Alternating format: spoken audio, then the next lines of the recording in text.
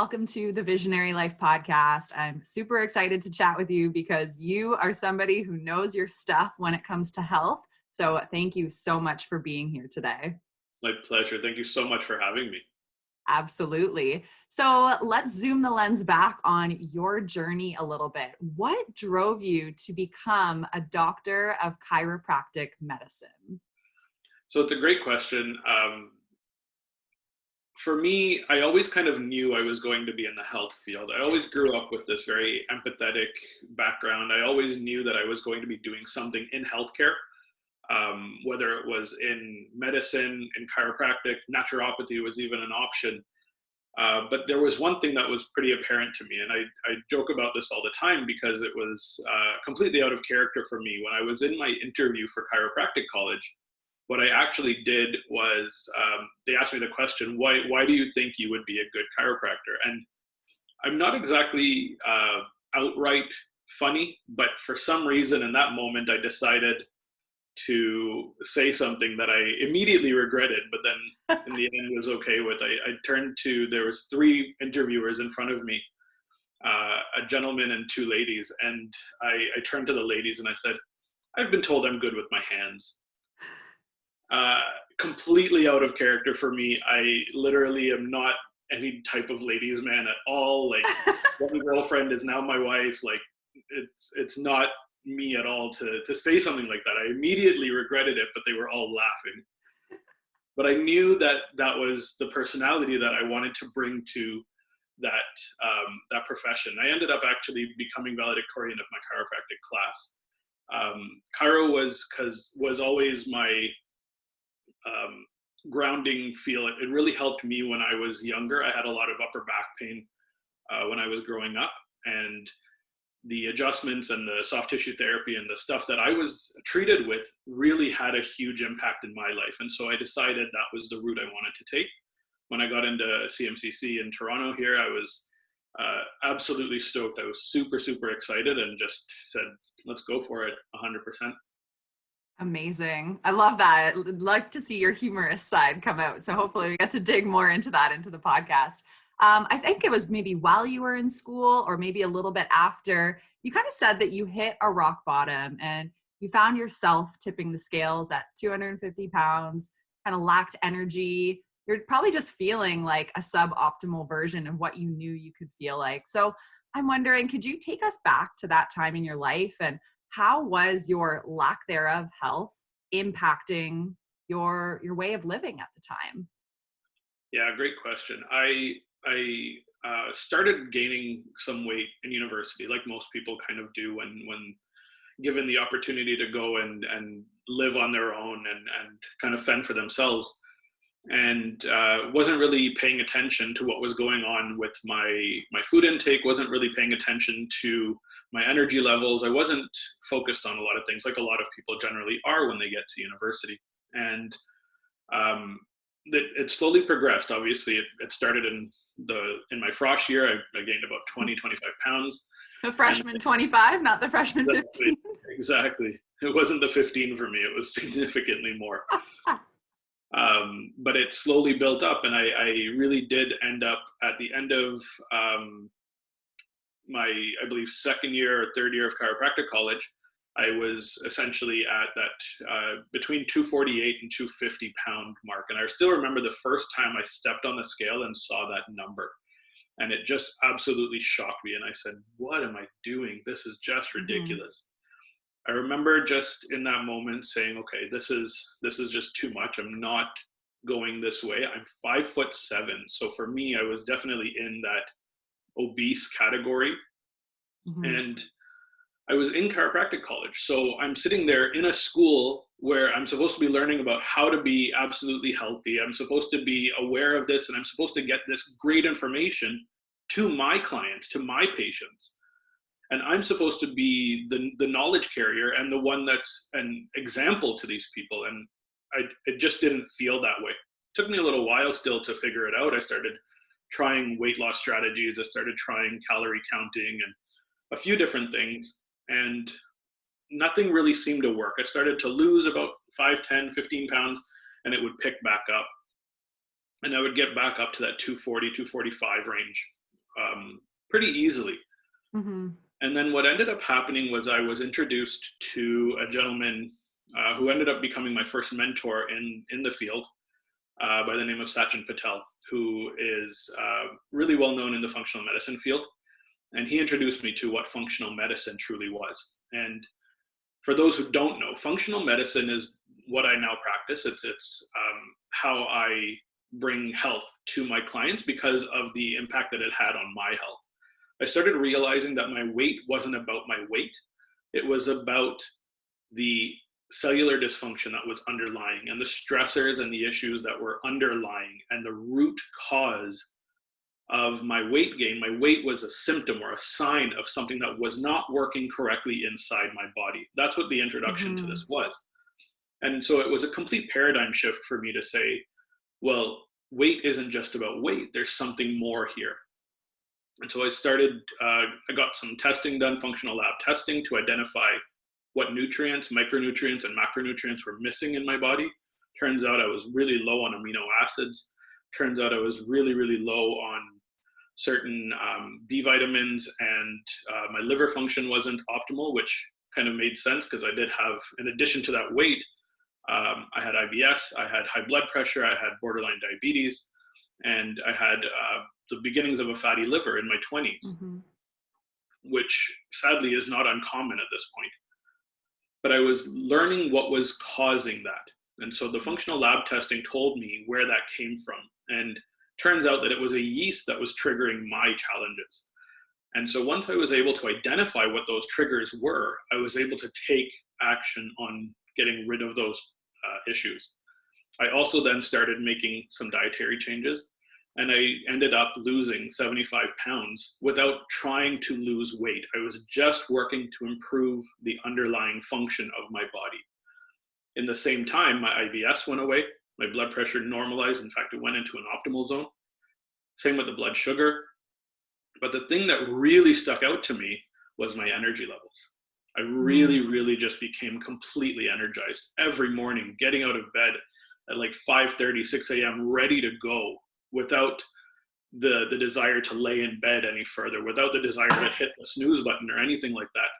I was just up and ready to go. And it just felt amazing to have my body functioning at such an optimal zone, and just such a feeling that anything is possible, that I really wanted to get out there and do more and impact more people's lives. And at the same time, my business grew, which was really amazing. I at the time when all of the amazing changes happened in my health, I was owning a chiropractic practice, and the revenue of the business went up about 100%, I essentially doubled the revenue over a full year, which was pretty spectacular considering that it wasn't exactly built to grow like that. Yeah.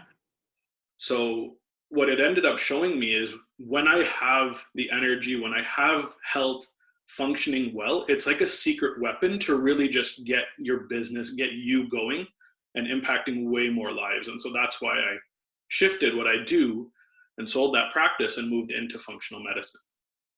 So cool.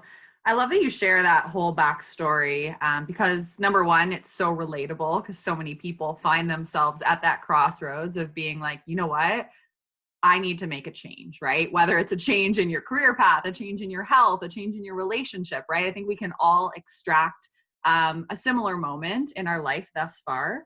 But also, it's a great reminder that oftentimes what you're here to teach is simply an experience that you have gone through in your life. And a lot of people who aspire to start businesses listen to this podcast and they think, well, I don't really know like what makes me unique or what do I have to share with the world? And it's like, well, it's probably in some sort of challenge that you've overcome, right? Whether it's losing some weight and feeling more energy, or figuring out how to cook meals for a whole family in batches, right? It doesn't matter, but like look at your life thus far and see what obstacles you've been able to overcome, because surely there's some sort of teachable moment in that. So I think that's very inspiring. Tell us about where your business is at today, just quickly before we dive into the top 10 health upgrades. Like, what do you do on a daily basis? What is filling your calendar at this point? So about a year ago, I launched Health Upgraded, which is my online functional medicine practice. I work with an amazing nutritionist as well on my team. And what we do is we offer the highest quality functional medicine practice that we can to entrepreneurs, high performers, and business owners. And essentially the idea is helping them achieve optimal health so they can go and impact the world in a greater way. Mm-hmm. The business has just absolutely taken off. When I started it last year, was not certain that it would, but I knew that this is where I needed to be. And I just kind of followed that path, and it immediately just took off.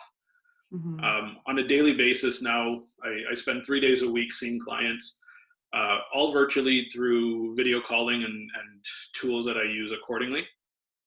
And I spend the rest of my time building up my practice, and I'm in the process of starting up my own podcast, in the process of continuing on in chiropractic a little bit, just making sure that I have my skill set, don't lose that out. And it's also nice to see people in person, which obviously after this whole COVID scenario, we're grieving, and we really understand that we need that human interaction. So I spend most of my time focused on building the business up and impacting more and more lives to really end needless suffering around the world. I believe that I'm not the one to be able to go out and impact millions of lives, but by impacting the lives of those that can, the people around the world are going to be given technology and tools and expertise to be able to handle their own health and to give them hope that they can end their needless suffering. Mm-hmm. I think it's really neat that you've chosen a specific market like entrepreneurs and high performers, because I always say to my clients and students, I didn't make this up, I heard it from someone else, but your body is your vessel to do your best work, right? So if you don't have good health and a mobile body and, you know, that right mindset, like if you're not taking care of yourself, you cannot build a successful, sustainable business. So I think this is such an important topic that you're hitting on, and I'm very excited to dive into the top 10 hacks for upgraded health. So first off, are these in any order of importance, or are we just going to share all 10 kind of in no order? I don't think they're in a specific order of importance, but I did kind of go through and talk about things that people do wrong. Right up. So a lot of these come up in my book. I wrote a book called Activate Your Vagus Nerve. It came out last year. And a lot of these are really simple tools, simple tricks that anybody can really use. They literally cost $0 to do.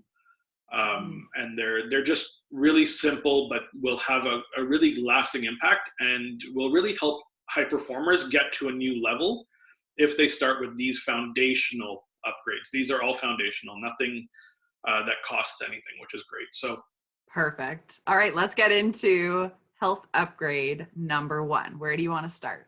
Let's start with breathing. Too many people breathe incorrectly. So this is a really simple tool, a really simple trick that I use with all of my clients, whether they're completely sick or they really, really just need to optimize. Too many of us breathe using our accessory breathing muscles. We are using our chest muscles, our upper back muscles, our shoulder muscles to create that vacuum effect in our lungs, to open up the lungs. If people are in the healthcare field, they realize this. A lot of yoga teachers, a lot of nutritionists, a lot of functional medicine doctors do know this stuff. But the importance of breathing correctly is understated. So there's a great tool that I have. Essentially, I have clients put one hand on their chest, one hand on their belly. They sit kind of comfortably, and they take a deep breath. And what they're going to do is they're going to keep an eye on which hand is moving. Is it the hand on your chest that's expanding, or is it the hand on your belly that's expanding? Okay, and you keep an eye on that. And the answer for which one should be moving is the hand on your belly, because we should be using our diaphragm for breathing, right? And too many of us have tight upper back muscles and shoulder muscles. We're posturally sitting there at our computers for 6, 8, 10, 12 hours a day. and we're sitting there like this, and then we're using these muscles to breathe. The reason that's a problem, using our chest muscles, using our upper back muscles, is that's actually sending a signal of stress to our bodies. Okay? It's telling our body that we should be in sympathetic mode, that we should be in that autonomic sympathetic fight or flight reaction mode, when we should be in the vagus mediated rest, digest, and recovery state about 80 to 90% of the time. And when we breathe with our chest, think of it this way: if you were to be getting chased by a saber-toothed tiger right now, what would happen? We would immediately increase our heart rate. We would start having short, shallow breaths, and all of them would be coming from our chest. We would go into that fight or flight mode, essentially, where when we're calm, when we're relaxed, and we're breathing, we're actually ideally breathing through our belly with our diaphragm. If you ever want to see what it really looks like, watch a newborn baby breathe, or a baby that's within kind of 12 months of being born. And just watch what happens with their belly. If they're laying there, and you'll notice the only thing that's moving is their belly. It's pretty spectacular to see, and to realize just how wrongly we are breathing, because that's a natural thing that we forget how to do. So good. I'm really glad you started there, because it's not where I expected you to start, but it's definitely something I know for myself I need to work on too. And like you said, all the tension from sitting all day, I definitely feel like I'm only breathing to like here. So, and for anyone who's listening to the podcast, like I'm getting that upper, like I'm only breathing into half of my body, I would say. So good. So what would you say then is health upgrade number 2? I feel like this is where you expected me to start, and that is on the diet. Obviously, the diet that I use to eliminate a lot of my weight challenges and that excess weight was I started with the paleo style diet, cut down on the carbs, minimized the processed foods, got rid of a lot of those challenging foods, and I started eating what I call the green, clean, lean diet plus healthy fats. So green, obviously, meaning starting with vegetables. We know that vegetables have all of the micronutrients that our body needs. They're not high in carbohydrates. Essentially, it's just really high in fiber, which is great for our microbiome. We know that those things are really important. So green is a great place to start. Clean, I talk specifically about doing your best to eat organic, eliminating the sources of excess toxin into our body, herbicides, pesticides that a lot of crops are sprayed with. We want to eliminate that. We don't want to have a bunch of GMO-based foods. We don't want to have foods that are going to contain a lot of these herbicides and pesticides. But in addition to that, if you're eating meat, and I am personally a proponent of consuming meat, you want to choose food that is not conventionally raised. A lot of those farmed animals are given foods that create increased levels of omega-6 fats, which are highly inflammatory. So grain-fed cow or cooped up chickens, essentially, those animals are forced to eat excess food so that the farmers and the bigger conglomerate companies that buy all of these animals from those farmers are given higher yields. And so essentially what's happening is we have these inflammatory fats with with meats that are essentially sped up in their reaction to get to the weight where they're then ready to be sold, so that yields can be met. And that's where a lot of issues come in. So I'm a big proponent of grass-fed beef, big proponent of wild caught fish, not farmed fish at all. We don't even know what goes in there. It's really sad. And then with like chicken and pork and stuff like that, you want it to be roaming. You want them to be relatively free in what they're able to choose, because they're going to choose foods that they know is right for them, not what they're being forced. And then I say lean specifically for if those grass-fed and organic meats are out of price range. We want to do your best to not have high-fat, conventionally raised animals. The fat is where those toxins tend to remain and lie. And fats, then, if you're consuming those fats, will create excess toxic burden inside your body. And that's why I specifically say add the healthy fats into your diet beyond that.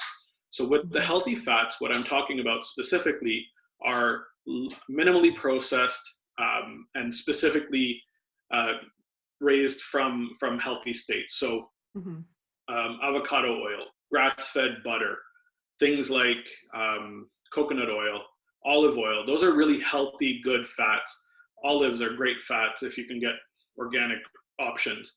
We want to do our best to get a green, clean, and lean diet plus healthy fats into our diet, because what that then does is it eliminates the toxins, it eliminates the excess need for our body to create fat so we can store more toxin, because we can't always eliminate it if our livers are not functioning well.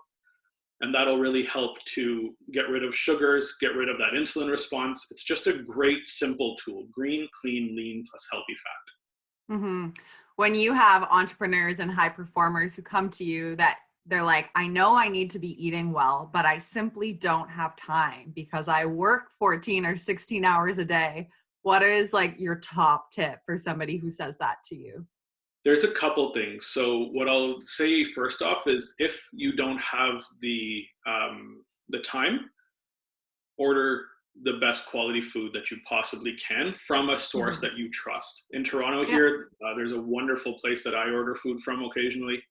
I'll get my meats from True Local, which is a wonderful tool. And there's a place called Athlete's Kitchen in Toronto, which I absolutely love. Their food is spectacular. Everything is grass-fed, organic meats, organic vegetables. Everything just tastes spectacular. Oscar, the owner of Athlete's Kitchen, wonderful guy. A lot of my clients that are high performers that don't have time use that Athlete's Kitchen in Toronto. And whatever city you're in, I guarantee you there's a source for good organic meals that are prepped for you, that literally get delivered to you either once or twice a week, and you can literally put them in your fridge, pull them out, toss them in a microwave, toss them in the oven, and get yourself a very healthy, very delicious meal. And you can choose kind of what you want. If you don't have the budget to be able to manage those things, batch cooking is the next best way to go. We all have 3 to 4 hours on the weekend, 1 day per week, to build out our meals for 3 or 4 days at minimum. Batch cooking is one of the best things you can do. You can pull 3 hours to take care of yourself, because that 3 hours is then going to eliminate decision fatigue for the next 7 or 8 days. It's totally worth that investment, so that you are then functioning at a high level, and so that you then don't have to continue to make a bunch of decisions over the next 5 or 6 days, and you can eliminate that decision fatigue. So as an entrepreneur, you don't have to worry about, what am I going to eat that day? What healthy choice am I going to have? It's already done for you. I like that idea, just because like I'm the type of person that I want to pour my creative energy into my work, not what am I going to wear today? What am I going to eat today? Like, what recipe do I want to put in the crock pot? It's just like, just do it once a week, make sure it's healthy, and then continue to reap the benefits for the next 7 days. So I think that's a really good tip. All right. What is health upgrade number 3? So this is related to number 2, but slightly different in not what to eat, but when to eat. Ooh. And intermittent fasting is one of the absolute best tools in ensuring that your body functions at a high level. So something that I've recently been trying is something called OMAD, 1 meal a day. Okay. And it's been absolutely spectacular. And I'm trying this out, kind of testing it on myself to see how I fare during this time with the 1 meal a day, but it's also a ketogenic meal. So high fat, great quality meat, great quality veggies, everything's as organic as you possibly can get. And eliminating it so that I just have that 1 meal a day. And most people will be like, oh my goodness, don't you get tired during the day? Don't you feel kind of down? And the answer is, I feel the exact opposite. I feel like my brain is on rocket fuel. It just feels like it's working. My energy levels have not been higher at any point. I've been doing this now for about 3 weeks, and I feel spectacular doing it. But I've done intermittent fasting previously as well, and it's really beneficial. So anybody who's starting out and thinking about doing this, the best way to start is to essentially set up a plan called the 16-8 plan, where for 16 hours, you're going to fast. You can have water, you can have tea, no sweeteners, no extra fats included in those things. You want to just have maybe a black coffee, for example, in the morning to help get you up, but you only want to have those fluids during those 16 hours, and then have an 8-hour window in which you are feeding, is what it's called. Yeah. And that's when you're going to have 2 meals within that time and potentially 1 snack, but it's a relatively low glycemic index snack, some cut up cucumbers, maybe some hummus, something like that. And so essentially what you're trying to do is limit the window in which you're feeding, which is going to decrease that insulin response. It's not going to cause that insulin spike. And insulin spikes are known to be the trigger for all of our other health challenges. Insulin is the king of the hormones. And what intermittent fasting does is it slows that insulin spike, it decreases it, and allows insulin sensitivity to come up. Insulin resistance is the precursor towards like a diabetes, a type 2 diabetes, for example. And it's a sign that your cells can't handle the excess sugar coming in. They don't want to do it, so they stop producing these insulin receptors on their cells. So they don't want to take in any more sugars to produce energy. And what happens is our blood sugars start to go up because of that. With intermittent fasting, we're not sending that insulin in as often. And so the sensitivity of those cells to insulin increases because they say, yeah, sure, I can take it in. It's not coming in too often. I have a great analogy about this in the book, but essentially think of it like the Girl Guides coming to your door and knocking on your door every day, 3 times a day, trying to sell you cookies. What would eventually happen? You would stop answering your door. You would get so tired of it, you would become resistant to Girl Guide cookies. And so if they came once in a while, then it's not so bad. But if they're coming constantly, it's like insulin constantly knocking at your door, you're not going to want to take that in. So when we decrease that feeding window, when we decrease the carb load, the glycemic index, the insulin levels don't go up, and so our cells can handle it for a longer period of time. So that's why I really like intermittent fasting. At the other side of this, it actually saves you a bit of money because you don't have to have 3 meals per day. Are you eating less calories? So is that... So not necessarily. That's the big thing, especially if your diet is going towards healthier fats. We know that fats have more calories per gram by a long shot. So sticking to that healthier green, clean, lean plus healthy fat and adding on the intermittent fasting, calories wise, you're generally going to hit that same level. It's just how are you using those calories? How are you reacting to those calories? And I know what a question is that I'm sure we'll get from a lot of the listeners. If you're doing the OMAD, is that what you called it? OMAD? Yes. What time are you supposed to eat this meal at so that you're not thinking about food the rest of the day? You can absolutely choose a time that works well for you. Cool. And this one requires some training. This requires some decreasing of that feeding window. Before I started doing it, I decreased that window from 8 hours down to 6 for a couple of days, down to 4, down to 2, and then down to 1 hour. Gotcha. And that OMAD meal generally is consumed over a full 1 hour period, rather than like a 2 or 3 hour period, or scarfing it down right away as well.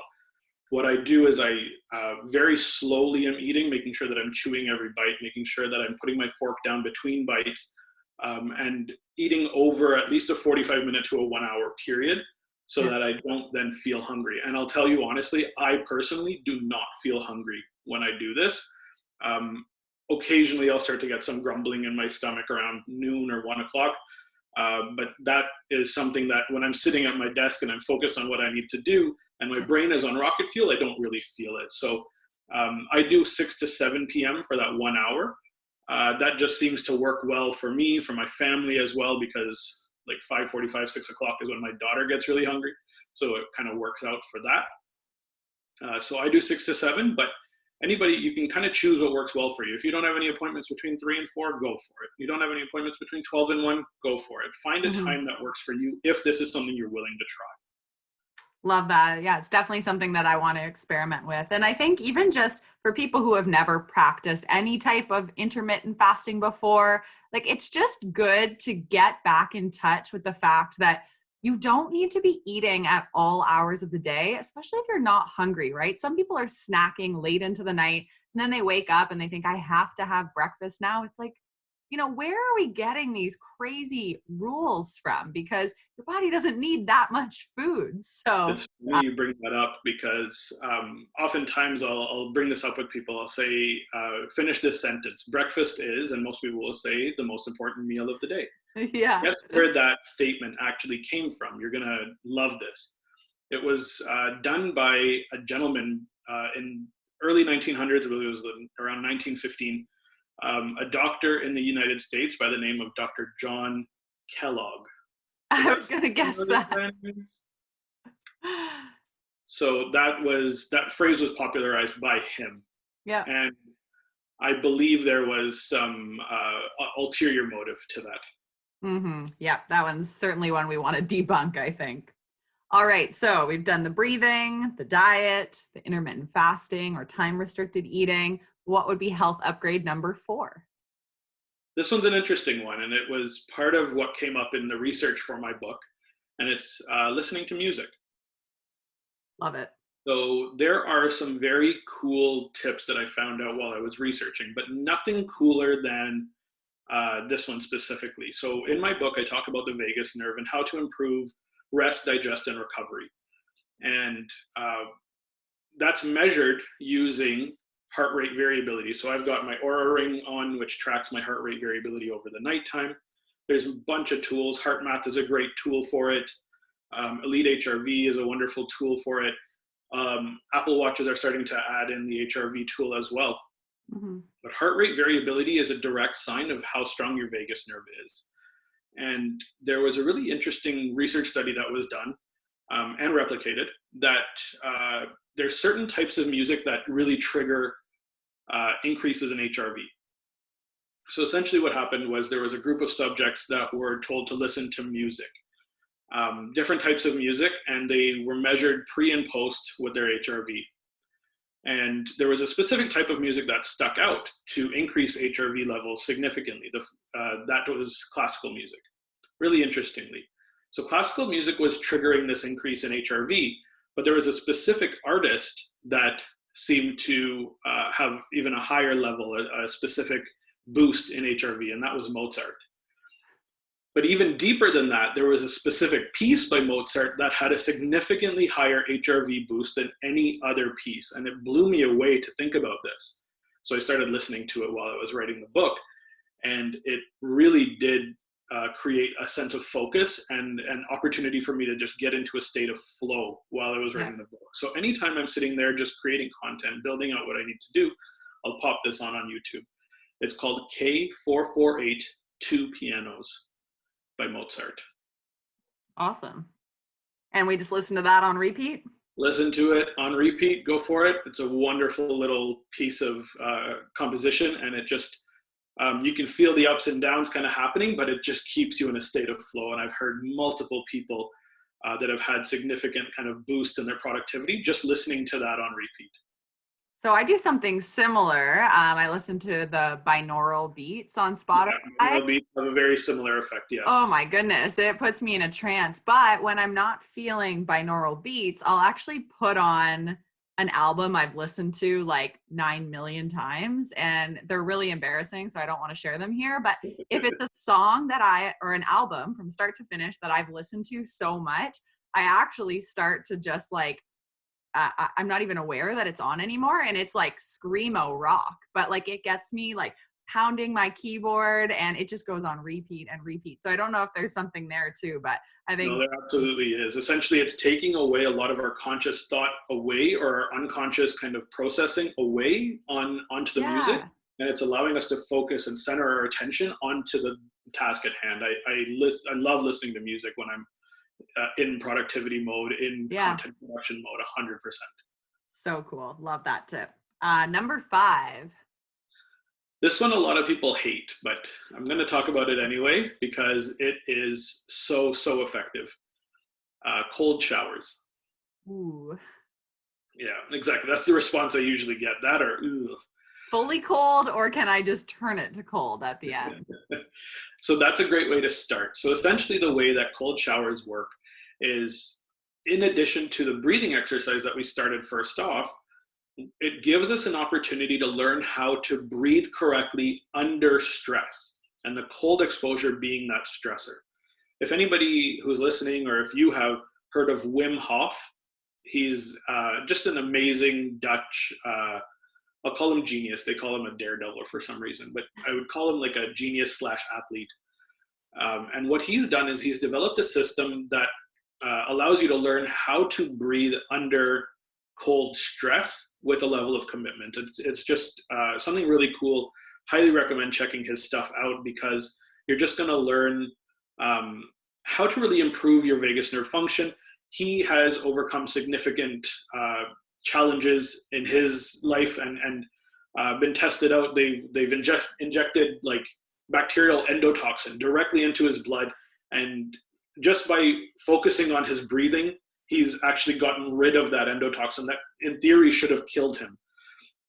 Just wonderful, wonderful stuff. But he's all about cold exposure as being that weight, that stressor added onto deep breathing. So if you can breathe deeply, abdominally, diaphragmatically under the stress of cold, you're actually teaching yourself to remain calm under stressful circumstances. And that translates into so many other parts of your life. And so why cold showers are really beneficial is they trigger the vagus nerve to work under stress. So it helps you stay in that parasympathetic rest, digest, and recovery state. So what I recommend to people, and you kind of alluded to it earlier, is start by having your normal shower, but for the last 30 seconds, turn the shower down to as cold as you possibly can and let it hit you on a sensitive area. So for me, that sensitive area tends to be the back of my neck, upper back area. Mm-hmm. And that really triggers this response where I get really, really tense. I get really tight up. And what eventually happens is I stay there, I close my eyes, and I kind of let myself breathe and focus on just breathing through my belly. And within about that 30 seconds, usually, I feel significantly better. So as you get better at it, and you really want to challenge yourself further, you can increase the time by which you're doing that to the point where you eventually make that full shower as cold as possible. And what it does is it teaches you how to handle that stress for a long period of time. Eventually, you don't even feel it. It doesn't really bother you. You're able to handle that stressor because your vagus nerve tone gets up significantly. And so that's a lot of what I talk about in the book. But cold showers are the easiest way, depending on what climate you're in. If you're in the north, like we are in the winter, go outside. Cold exposure is really that trigger. And what Wim Hof does is he goes hiking on mountains in the snow, wearing just shorts and shoes. That's his cold exposure. And he can do these things, which is really cool. Or you can do like a polar bear dip, for example. But start with the cold showers. It's an easy way to do it if you're open to it. And make sure if you have like a Raynaud's phenomenon or something like a Sjögren's syndrome, don't do that. It's certainly not safe for you. Awesome. Yeah. And I think, you know what, as entrepreneurs, like we need thick skin. We need to build up resilience and tolerance because our whole day can be, you know, a series of challenges. So why not start it with a challenge like a cold shower? So I love that. All right. Health hack number 6.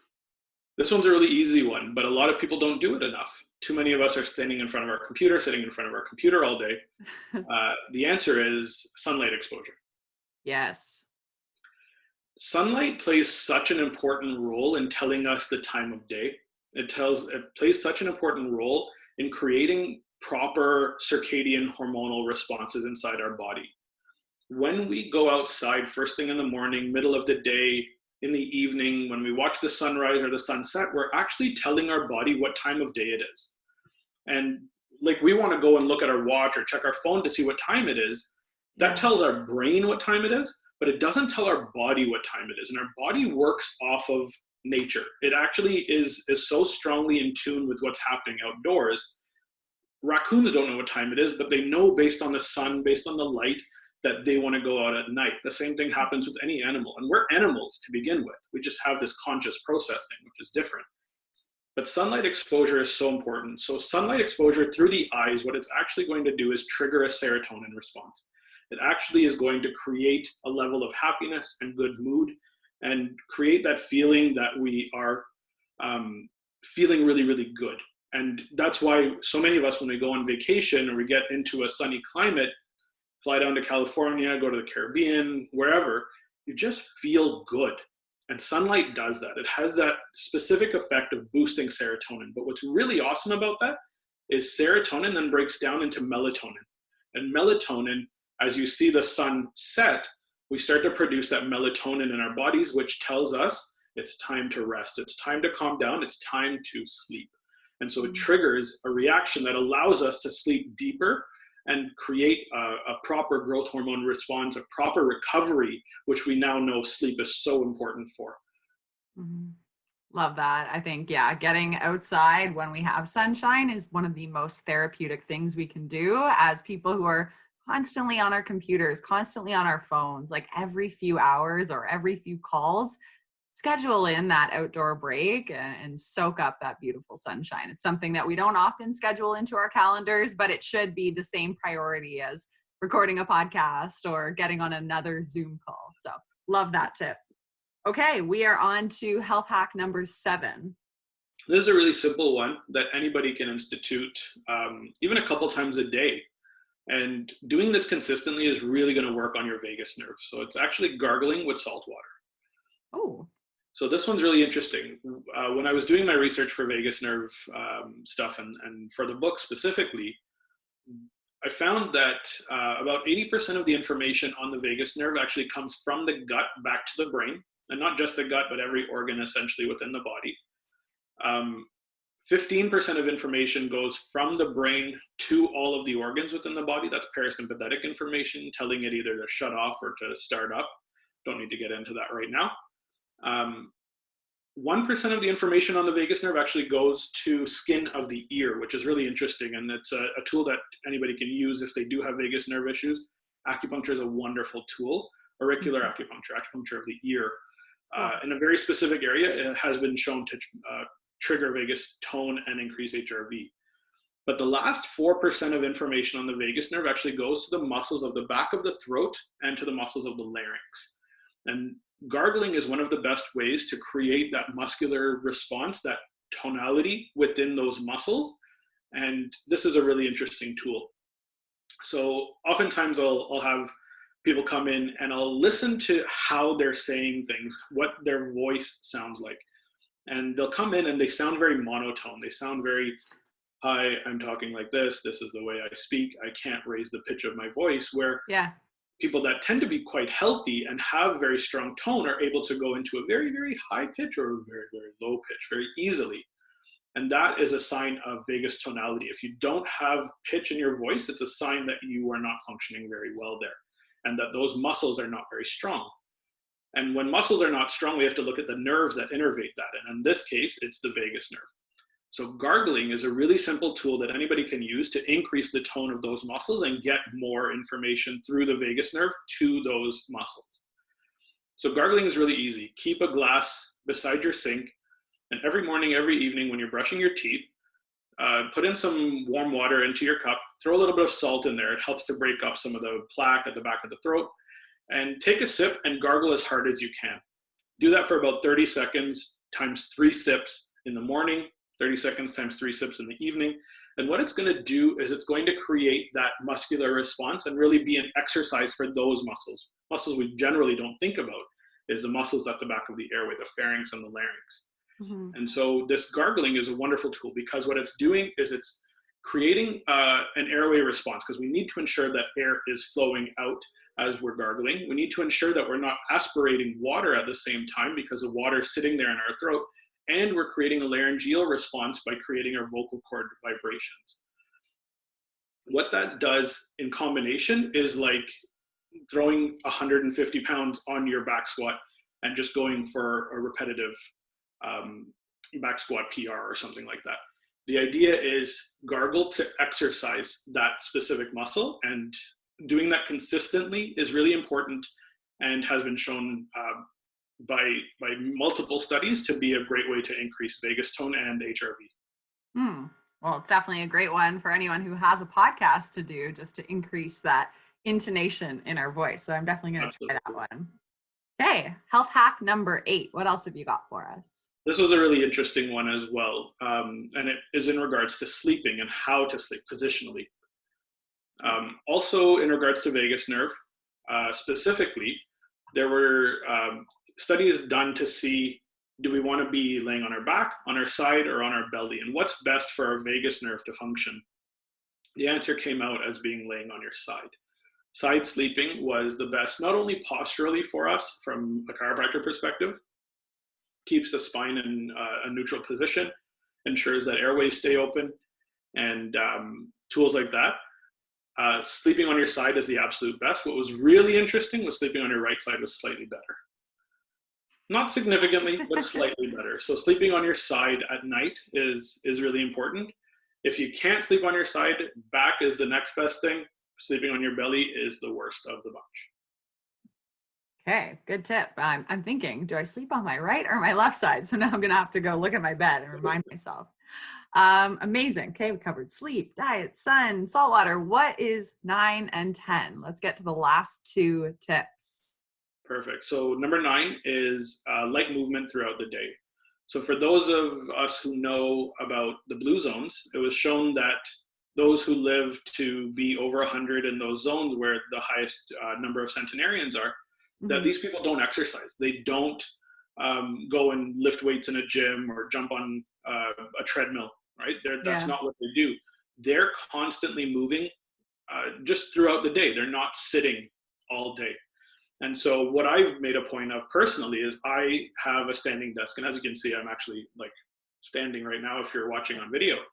But I make a point of every single video call that I do, whether it's a podcast interview, whether it's a patient call, I'm standing. Yeah.